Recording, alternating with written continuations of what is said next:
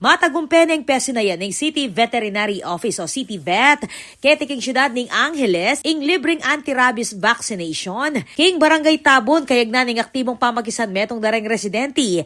Amig bit-bit king kanya-kanyarang seseng aso ang pong pusa, bang may bakunahan. King suporta ng city government, king pamunimuna ng Mayor John Lazatin II, bala-balaw siyang kampanya kontra rabies, mga protektan.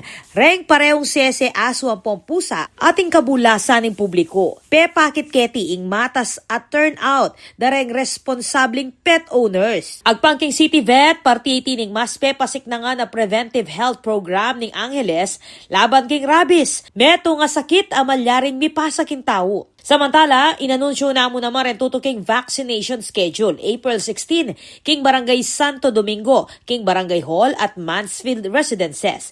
April 20 naman, LNS Subdivision, Villa Angela Subdivision at Villa Leoncia Subdivision. Amuyutan na rin hanggang pet owners na samantalan niyang libreng serbisyo ba nga sigurado ing kaligtasan na rin karerang sese ating komunidad. Ako po, Patricia Mamangon para King News Force Pampanga. Balitang tutu, King Balen, susuyo.